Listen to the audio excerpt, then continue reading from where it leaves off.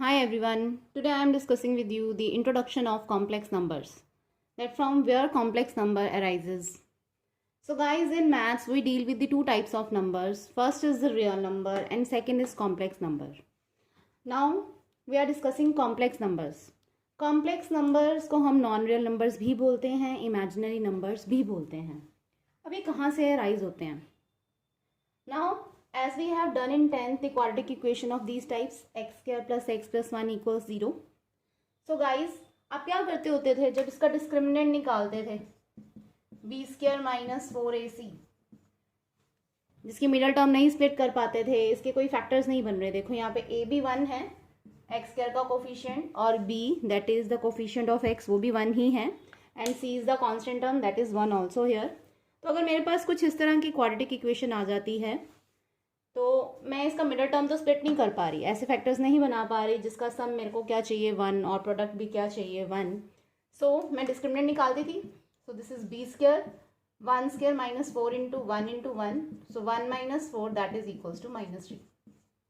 सो 10th में हम क्या करते थे, डिस्क्रिमिनेंट नेगेटिव आ गया तो हम उसको बोल देते थे, छोड़ देते थे इक्वेशन को कि इसके नॉन रियल रूट्स हैं. नेचर ऑफ रूट्स में हमने ये टॉपिक किया हुआ है कि इस इक्वेशन के नॉन रियल रूट्स हैं, तो उसे छोड़ देते थे. अब +1 में हम क्या करने वाले हैं, इन नॉन रियल रूट्स को दैट इज कॉम्प्लेक्स नंबर्स को हम निकालने वाले हैं. So we all know Sridharacharya's method, जिसे आप सब डिस्क्रिमिनेंट मेथड भी बोलते हो. x equals to minus B plus minus under root minus x equals to minus B plus minus root B square minus 4ac upon 2a. तो अगर मैं यहाँ से x की वैल्यू निकालूंगी तो जैसे कि मैं डिस्क्रिमिनेंट निकाल ही चुकी हूँ, अंडर रूट -3 आ रहा है यहाँ पे अपॉन 2 इंटू 1. अब यहाँ पे मेरे पास एक नई चीज़ अराइज हो रही है कि स्क्वायर रूट के अंदर अगर नेगेटिव नंबर आ जाए तो मैं क्या करूँगी. सो अंडर रूट -3 को मैं कैसे लिखूँगी. तो एक नया कॉन्सेप्ट जो हम +1 में भी सीख रहे हैं कि स्क्वायर रूट के अंदर अगर -1 आ जाए तो उसे कैसे लिखना है. सो गाइस, सबसे पहले यहाँ तक नोट करो, हरी अप.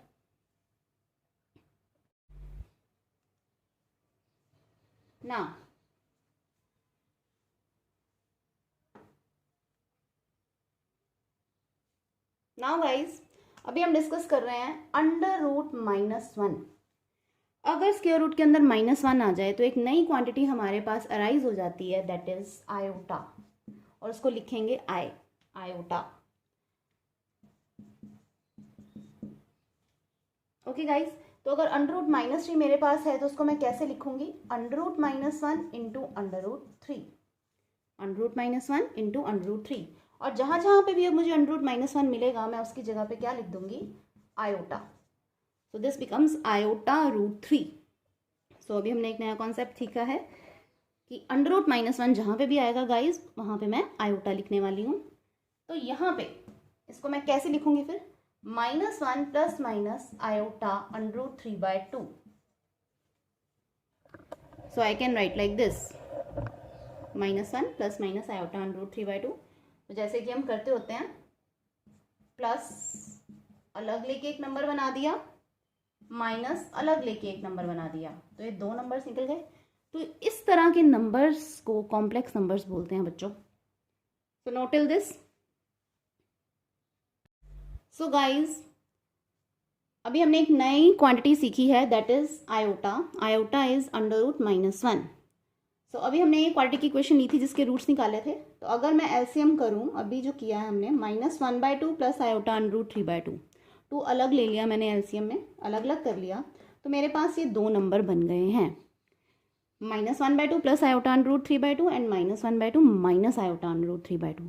तो इस तरह के नंबर्स को हम क्या बोलते हैं बच्चों, कॉम्प्लेक्स नंबर, जिसमें आयोटा अराइज हो जाता है.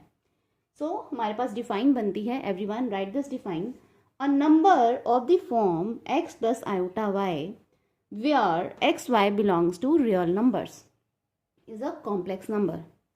So a number of the form x plus iota y. तो यहाँ पे देखो क्या आ रहा है, यहाँ पे तो चलो मैंने x ही फाइंड आउट किया हुआ था, आप a प्लस आयोटा b भी लिख सकते हो. तो यहाँ पे एक टर्म हो गई मेरे पास a प्लस आयोटा के साथ एक term I that is b. तो a number of the form a plus iota b you can write and x plus iota y you can also write where x y belongs to real number. अब ये देखो इसमें irrational number आ गया, ठीक है। √3/2 this is an irrational number.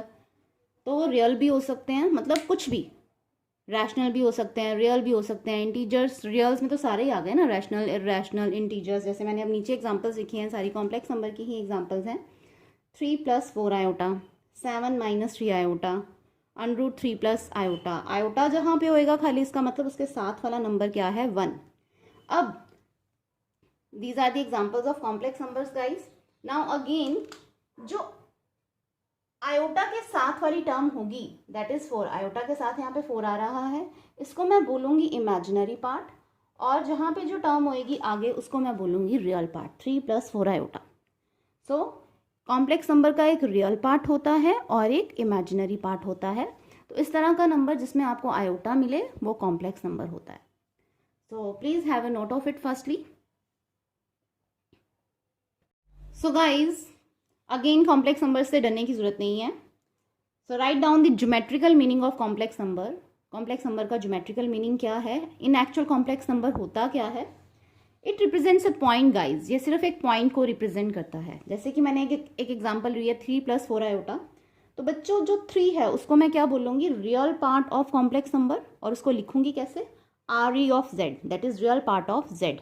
यहाँ पे आ गया रियल पार्ट, आ गया मेरे पास 3, और जो आयोटा के साथ वाली टर्म होगी उसको मैं क्या बोलूँगी, imaginary part of complex number, that is IM of Z, that is imaginary part of complex number, that is equals to 4। जो आयोटा के साथ टर्म है that is the imaginary part. So complex number is nothing but simply a point 3, 4।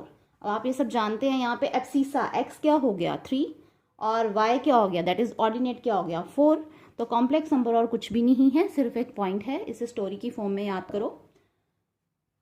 Now अब क्योंकि iota एक नई term मेरे पास arise हुई, तो मैथमेटिशियंस ने इसको एक नेम दे दिया। अब इसी प्लेन को x एक्सिस और y एक्सिस ये सभी हम जानते हैं, तो इसको हम कोऑर्डिनेट प्लेन नहीं बोलेंगे, अब आर्गेन प्लेन बोलेंगे जब भी कॉम्प्लेक्स नंबर के साथ डील करेंगे।